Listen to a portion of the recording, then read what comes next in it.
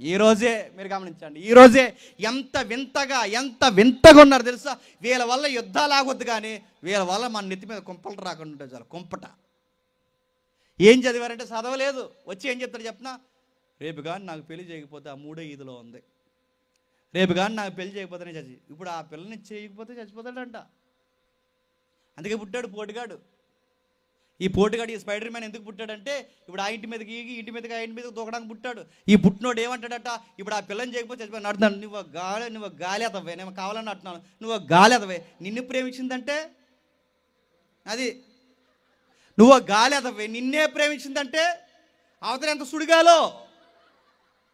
ఇక మీ ఇద్దరు ఈ ఏకమైతే కుటుంబానికి ఈదురుగాలే, అలపపీడనం వాయుగుండం ఇక మా కుటుంబానికి. నా మాటలు అర్థమవుతున్నా లేదంటే, మనం చూస్తూ చూడండి ఇలా చేసే పనులు.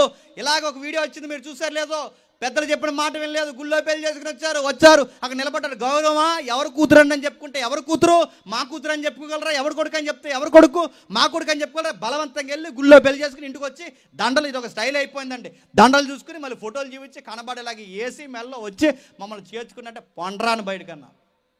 పొండ్రంటే బయటికి పోయారు, పౌరుషంగా వెళ్ళిపోయారు. 2 రోజులు ఉంటారు, 3 రోజులు ఉంటారు, 3 వారాలు ఉంటారు. తర్వాత ఏంటి, తర్వాత ఏముందో చెప్పిన కట్ చేసి ఆ వీడియోలో చూపిస్తారు, మీరు చూడండి. ఈడేమో సుత్తెత్తుకున్నాడు, ఆవిడేమో అక్కడ అదేంటది, ఆ సుత్తెడితే ఎర్ర కాలుతుంది కదా, అది పట్టుకుంది. ఆవిడ తిరగేసి కొట్టడం, ఈడు పట్టుకోవడం, ఈడు తిరగేసి కొట్టడం, ఆవిడ పట్టుకోవడం. సుత్తి సేనం తప్పేలు ఇద్దరికి ఇంకేమీ లేదండి, గుర్తుపెట్టుకోండి. లవ్ సెత్త అంటే బాగా వినండి, లవ్ సెత్త అంటే అయ్యోటగా పానీపూరీలు అమ్ముకోవడం కూడా పనికిరారు, గుర్తుపెట్టుకోండి. దేనికి పనికిరాని అడుగుతున్నాను, దేనికి పనికి వస్తారు? అమ్మా నాన్న చదువుకో, చదువునోడికే లేవు ఇప్పుడు ఉద్యోగాలు, గ్రూప్ 1 చదివినోడికే లేవు ఉద్యోగాలు. నీకు ఉద్యోగం లేదు, ఒక బాధ్యత లేదు, ఒక టాలెంట్ లేదు, ఒక పని లేదు, ఏమీ లేదు. ఎలా బతుకుతావురంటే ఆడికి అది అనవసరం, మీ కళ్ళుతో కాదు అంటాడు. నేను అడుగుతున్నాను, నేను మళ్ళీ అడుగుతున్నాను, ఇది గౌరవపదమైన పనులా, ఇవి పనికొచ్చే పనులా? ఈ మంచి చెబితే ఈ మధ్యకాలంలో అందరూ చేసే పనికి మళ్ళీ పన్నెండు చెప్పిన ఆత్మహత్యలు చేసుకుంటారు. సబవా ఇది? నేను అడుగుతున్నాను, అల్లారు ముద్దుగా పెంచుకున్నారు, మీరు ఇలా చస్తారనుకుంటే, మీరు నెలల్లో ఉన్నప్పుడు వీడు చస్తాడు, వీడు ఎదిగి మమ్మల్ని చంపుతాడు అనుకుంటే ఆ రోజే నోట్లో ఒడ్లు గంట వేసేద్దరు కదా. మీరు ఎదిగి నడుతున్నారు, ఎదిగి ఏం చేద్దామని 25 ఏళ్ళు పెంచుకుంటారు, 30 ఏళ్ళు పెంచుకుంటారు. మీరు కాని పని ఏదో మీ ఇగోలు అడ్డొచ్చినాయి అని ఆత్మహత్య చేసుకుంటే అడుగుతారు, సబవా? బతుకుండగా మీ తల్లిదండ్రులను చంపేస్తారా? బతుకుండగా వాళ్ళని ఆత్మహత్య చేసుకునేలా చేస్తారా అడుగుతున్నాను. బిడ్డలు ఎదిగొచ్చిన బిడ్డలు చనిపోతే వాళ్ళకి ఎంత వేదనండి, ఎంత బరువు అండి, వాళ్ళకి ఎంత బాధ అండి. ఆ సిస్టర్ నాకు ఫోన్ చేసి అదే బాధపడుతుంది. నా కుటుంబానికి జరిగిన అన్యాయం మళ్ళీ ఇలాంటి ఆత్మహత్యల పరంపర మా ఊర్లో జరగకూడదన్నా. నా కూతుర్ని ఎత్తుకుని మాట్లాడినా పర్లేదు, కానీ మా ఊర్లో ఇంకా ఏ యవనస్తురాలు చనిపోకూడదన్న. గట్టిగా చెప్పండి అన్నానే ఇంత ఖర్చు పెట్టారు ఈ కుటుంబం. ఇంత జరగాలని ఇలా ఎక్కడా జరగకూడదు. అందుకే ఈరోజు నేను యవనస్తులను అందరిని అడుగుతున్నాను, ఈ ఆవేశ నిర్ణయాలే మానేయండి. పుట్టినది గుర్తుపెట్టుకోండి, కోట్లు పుట్టినందుకు, లక్షలు పుట్టినందుకు 1000 రూపాయలు తెచ్చి తల్లిదండ్రులకు ఇవ్వాల్సిన అవసరం లేదు, కానీ కాస్త మంచి పేరు తెస్తే చాలండి. ఎవరి పిల్లోడండి, ఎవరి పాప అండి, ఎవరండి అని అడిగితే పలానా వారి పాప అండి, పలానా వారి బిడ్డ అండి, చక్కగా ఉంటాడండి ఆ మగబిడ్డ అని చెప్పుకుంటే చాలు. అదేనండి వాళ్ళకి ఇచ్చే మనం గొప్ప ఆస్తి. అదేనండి వాళ్ళకి మనం ఇచ్చే గొప్ప ఆస్తి ఏదైనా ఉందంటే మన బిడ్డలు బాగానండి. మనం ఎందుకో ఇంట్లో విషయాలంటే ఊరందరికి తెలిసినారో తెలుస్తాయండి, అందరికీ తెలిసిన లాస్ట్లో మనకు అర్థమవుతుంది. అప్పుడు చెప్తారు మనకంతా నాశనం అయిపోయిన తర్వాత. బాగా వినండి, మన ఇంట్లో మనం నమ్మిన బిడ్డ కొరకు ఎక్కడో బయట నుంచి ఒక విషయం వచ్చి మన చెవిలో పడింది అనుకోండి, అది మన బిడ్డ కొరకు, మన కొడుకు కొరకు అది వచ్చి చెవిలో పడింది అనుకోండి, వాళ్ళ మనసు ఏమైపోద్దండి? ఇంకో 50 ఏళ్ళ బతకాల్సిన మీ నాన్న నువ్వు చేసిన తుంటర పనులకు, నువ్వు చేసిన పనికిమాలిన పనులకి, ఇంకా బారెడి కాలం బతకాల్సిన మీ నాన్న నువ్వు చేసిన పనికి ఏమైపోతాడో తెలుసా? బెంగ పెట్టుకుని ఏమనలేక చివరికి మంచం పడి చచ్చిపోతాడు. మీకు ఉదాహరణ చెప్తాను వినండి. చాలా దిక్కుని చెప్పాను, మీకు కూడా చెప్తాను, ఒకసారి వినండి. చాలా చక్కగా పెంచుకుంటున్నాడు, చక్కగా పెంచుతున్న ఆ కూతురు, చక్కగా పెంచుతున్నాడు ఆ కూతుర్ని. జరిగినట్టుగా ఉండే స్టోరీ, సమాజంలో జరిగిన విషయాన్ని అద్దం పెట్టే స్టోరీ. అల్లారం కొట్టారు, తీయలేదు, గడగొట్టారు, తీయలేదు. లోపల ఆడపిల్ల ఏం చేస్తుందని పిలవడానికి ఎంతో ట్రై చేస్తున్నారు, తలుపు తీయలేదు. అమ్మా తల్లి దివ్య ఒకసారి తలుపు తీవే అని గట్టిగా అరిశారు. గట్టిగా అరిస్తే తలుపు తీయలేదు. ఇసుక్కుంటూ తలుపు తీసింది. ఆ తలుపు తీసి ఇలా ఉంది. ఏ అని అడిగింది వాళ్ళ నాన్న. పొగరు, ఎందుకంటే నాన్న బాబు ప్రేమిస్తాడు కదా, అందుకు పొగరు. ఏ అని అడిగింది.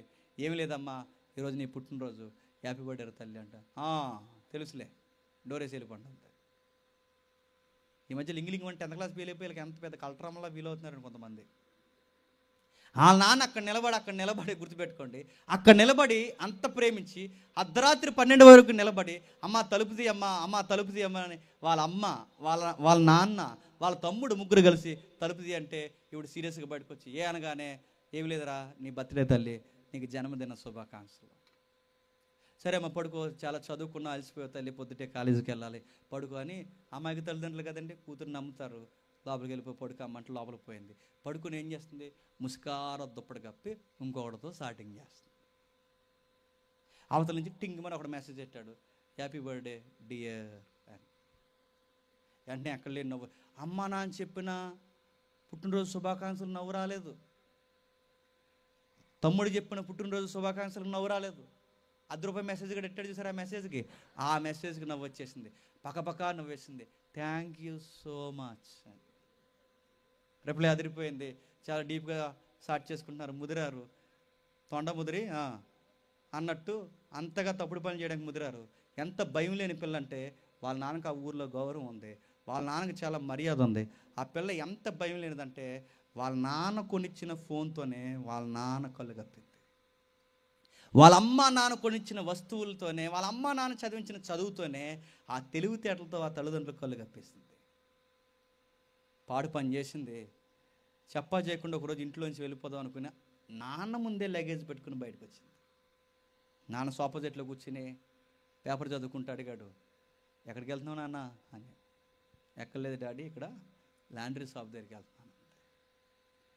త్వరగా వచ్చామా, రోజులు బాగాలేదు, తమ్ముడిని జత తీసుకెళ్తామంటే లేదు డాడీ నేను వెళ్ళొచ్చేస్తాను, ఇది చివరే కదా అని వెళ్ళింది. ఇంకా రాదు, గంటలు దాటేశాడు. ఆ గంటలు దాటిన తర్వాత తండ్రి ఆగలేక అడిగారు, ఏవే బిడ్డ ఇందాక అనగా వెళ్ళింది, ఇంకా బయటికి రాలేదు, షాప్ దగ్గరికి అందే, ఒకసారి కనుక్క అంటే చూస్తుంది, ఈదిలో నుంచి కనబట్టలేదు. ఆ తమ్ముడు ఎవరైతే ఉన్నాడని పంపించారే, అక్కడికి వెళ్ళింది షాప్ దగ్గరికి, ఒకసారి తీసుకుంటారా అని పంపిస్తే టకటక వెళ్ళింది. వెళ్ళాడు. వెళ్ళిన తర్వాత వచ్చి చెప్పాడా, డాడీ అక్క ఎక్కడికి రాలేదంట. కంగారు స్టార్ట్ అయింది.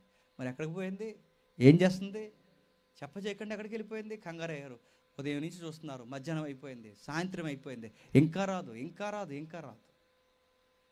తల్లి కంగారు ఎక్కువ కనుక తల్లి అంది, ఏమండి కంప్లైంట్ ఇద్దామండి, మిస్సింగ్ కేసు పెడదామండి, పాపను ఎవరు ఏదో చేశారండి, నాకు అర్థమవుతుందండి, ఎప్పుడు మనకు చెప్పకుండా ఏ పని చేయదండి, పాపను ఎవరు ఏదో చేశారండి, కంప్లైంట్ ఇద్దామంటే ఊరికి ఎవరేం చేస్తారంటే, లేదండి ఆ పిల్ల అమాయకురాలు, పాపం బిడ్డకి ఏమీ తెలియదు. ఎందుకంటే తల్లి అలాగ అంటారు, పాపం మన బిడ్డకి ఏమీ తెలియదండి, ఎవరు ఏదో చేసి ఉంటారండి, కంప్లైంట్ ఇద్దామంటే కంప్లైంట్ ఇవ్వడానికి లోపలికి ఐడి ప్రూఫ్స్ కావాలి. ఎందుకంటే ఎప్పుడన్నా మిస్సింగ్ కేసు ఇచ్చామనుకోండి, లోపలికి వెళ్ళినప్పుడు ఆధార్ కార్డు అన్న ఉండాలి, పిల్ల ఫోటో అన్న ఉండాలి, ఏదో ఒకటి ఉండాలి.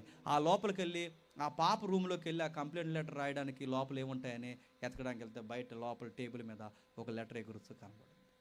ఆ లెటర్లో ఇలా రాసింది, డాడీ ఇంకెప్పుడు నన్ను ఎతక్కండి, నేను ఎంతో గాఢమైన ప్రేమ ఒక అబ్బాయిని నేను ప్రేమిస్తున్నాను, మా ప్రేమకు మీరు అడ్డు రాకండి, మీరు అడ్డొచ్చి మమ్మల్ని చంపేసేంత ప్రయత్నం చేస్తారు, మీ పరువుకి మా ప్రాణాలు మీరు తీసేస్తారు, మీరు దయచేసి మా ప్రేమకు అడ్డుకు రాకండి, మమ్మల్ని దయచేసి ఎతక్కండి, ఇక మేము వెళ్ళిపోతున్నామని ఆ లెటర్ రాసేసిపోయింది. ఎందుకంటే అందరు రాసేది ఏనండి, ఆ లెటర్ రాసేసి వెళ్ళిపోయింది. ఇంకెప్పుడు మమ్మల్ని ఎతక్కండి, దయచేసి వెళ్ళిపోండి అని ఆ లెటర్ రాసి చనిపోయింది, క్షమించండి వెళ్ళిపోయింది. ఎప్పుడైతే బయటకు పోయిందో వాళ్ళ నాన్నకు అర్థమైంది. సరిగ్గా 3వ రోజుకి బాగానండి ఆటో దిగి వస్తుంది. మరి ఇంట్లోంచి వెళ్ళిపోయింది, 3వ రోజుకి ఎందుకు వచ్చేసింది, ఈ మాట నేను కావాలని అంటున్నాను ఏమనుకోకండి. ఇంట్లోంచి వెళ్ళిపోయిన అమ్మాయి 3వ రోజుకి ఎందుకు వచ్చింది, ఈ గాలి ప్రేమలు తిరిగి గాలి కాకులందరికీ మళ్ళీ చెప్తున్నానండి, సరిగ్గా బయటికి వెళితే పూరి కూడా కొనలేరు, గుర్తుపెట్టుకోండి. మీరు బయటికి వెళితే మీకు మళ్ళీ చెప్తున్నాను, సద్దనం కూడా పెట్టలేడు బయట. మీరు ఏమనుకుంటున్నారు, బయటికి వెళ్ళిపోయింది. 3వ రోజుకి ఆవిడకి అర్థమైపోయింది ఎంత నష్టం, జీవితం బతకడం ఎంత కష్టమో. 3వ రోజుకి తన జీవితం కూడా తనకు అర్థమై మళ్ళీ ఎత్తుక్కుంటూ ఆటో దిగి ఆ లగేజ్ పట్టుకుని ఇలాగ వస్తుంది. అంత దూరం వచ్చిన తమ్ముడు పరిగెట్టుకుని వెళ్ళాడు, అక్క ఎక్కడికి పోయావే అని. ఈలోపు అమ్మ వెళ్ళింది, ఎక్కడికి పోయావమ్మా అని గట్టిగా పట్టుకుని ఏడుస్తుంది. ఈ అమ్మాయికి అర్థం అవ్వట్లేదు, ఏంటి ఇంత తప్పుడు పని చేస్తే మా తమ్ముడు వచ్చి అక్క అని పిలుస్తున్నాడు, ఇంత తప్పుడు పని చేస్తే మా అమ్మ వచ్చి బిడ్డ అని ఏడుస్తుంది, నేను ఎంత తప్పు చేసినా మా అమ్మ మా తమ్ముడు నన్ను ఏమంటలేదు, ఏం జరిగింది, డైనమోలో పడింది. ఒక విషయం అర్థమైంది, అంటే నేను రాసిన లెటరు మా అమ్మ మా తమ్ముడు చదవలేదు. వెంటనే డౌట్ వచ్చింది. ఖచ్చితంగా ఈ లెటర్ ఎవరు చదువుంటారంటే మా నాన్న చదువుంటాడు. మమ్మీ డాడీ ఏడని అడిగితే వాళ్ళ మమ్మీ ఎలా అంది, ఆ ఎదవ కోసం ఎత్తకంది. అదేంటి? అది కాదు మమ్మీ, డాడీని ఎప్పుడు నువ్వు తిట్టు, పేరు కూడా ఎత్తు, అసలు నువ్వు ఎంత గౌరవిస్తావు, అసలు భార్య భర్తలు అంటే మీలాగా ఉండాలి ఎన్నోసార్లు అనుకున్నాను, డాడీని ఎత్తొద్దు ఆ పనికి మాలోడి కోసం. అది కదమ్మా, డాడీ ఏడని అడిగితే ఎత్తొద్దు ఆడి కోసం ఎత్తొద్దు అంది. ఏమమ్మా డాడీ ఏమేడని అడిగితే అప్పుడు చెప్పింది, అదిగో చూడు చచ్చాడు, ఆ ఫోటోకి వేలాడుతున్నాడు.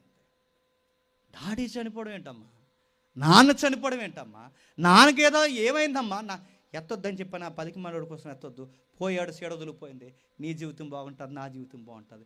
ఈ అమ్మాయికి అర్థం అవ్వట్లేదు. ఏదంటే పోతే నేను పోవాలి, చనిపోతే నేను చనిపోవాలి, ఉత్తమంగా పెద్ద మనిషిగా బతికిన మా నాన్న చనిపోవడం ఏంటి, ఏం జరిగింది అమ్మా అని అలా అమ్మ చెప్పట్లేదు. ఎత్తొద్దంది, ఆ రూమ్లోకి పోయింది, కింద పడింది, ఏడుస్తుంది.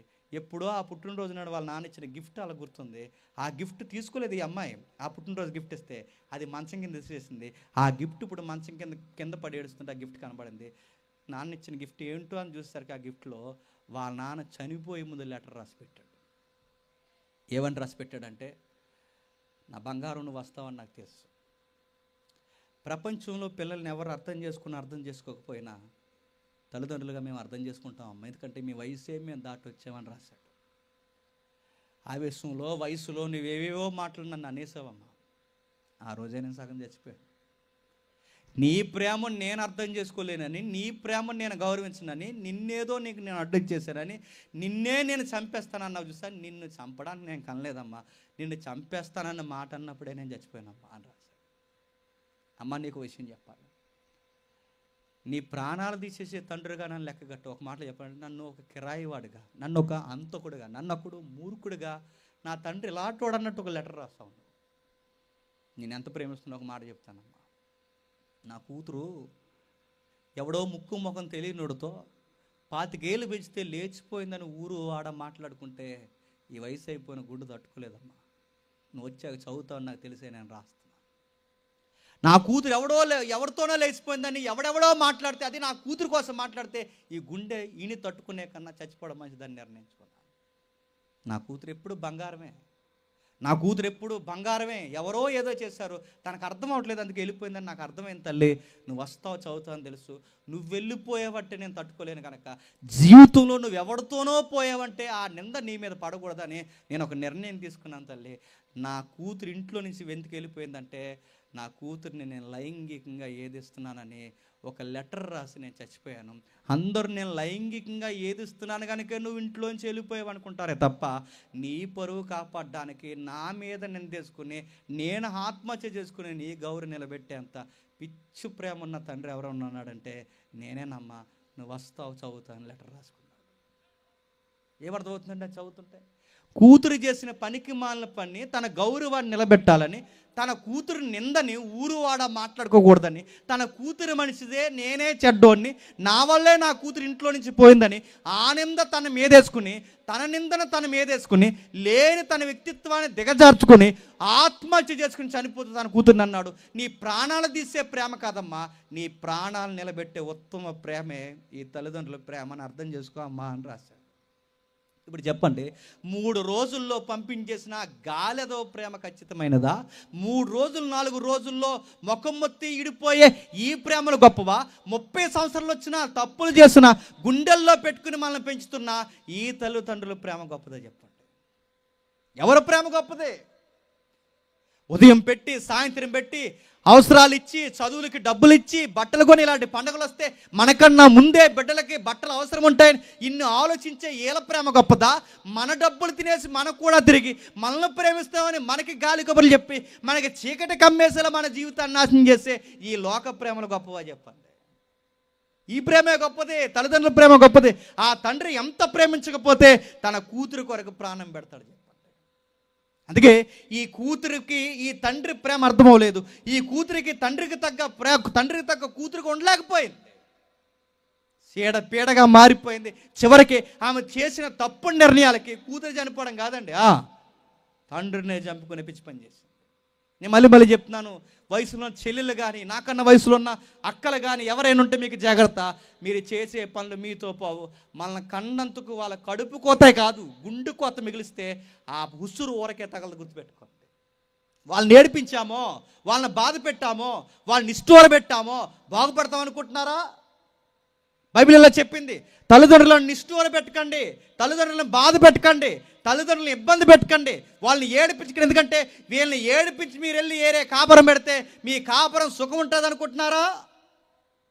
వీళ్ళని ఏడిపించి బయటకు పోయి మీరు ఉద్యోగాలు చేసి జడ్జాగా బతుకుతామంటే మీ ఆరోగ్యాలు మీకు సహకరిస్తాయి అనుకుంటున్నారా? మీ పెద్దల పరువు తీసి మీరు గౌరవంగా ఇంకో దిక్కున బతుకుతామంటే మీ గౌరవాలు నిలబడతాయి అనుకుంటున్నారని బైబిల్ అడుగుతోంది. యెషయా కొడుకుని చూడండి, యెషయాని చూడండి, తండ్రికి తగ్గ కొడుకు. వయసు ఎంత పెరిగినా నాన్న చెప్పినట్ట, రే అడికి వెళ్దాం రారా అంటే వస్తాడట, రే ఎడికి వెళ్దాం రారంటే వస్తాడు, రారా రాజు ముందు నిలబడదామంటే ఎంత సవాలంటే, ఇప్పుడు రాజునే ఎదిరించడానికి నాన్న ప్రసంగం చెప్పడానికి వెళ్తే రాజు ఏం చేసినా నాన్నతో పాటు కలిసి చనిపోయేంత ఉత్తమ కొడుకు ఎవరు చెప్పండి? యెషయా పెద్ద కొడుకు. నాన్నకి తగ్గ కొడుకు, కొడుకుకి తగ్గ నాన్న, ఒకరికి తగ్గట్టుగా ఉన్నారండి.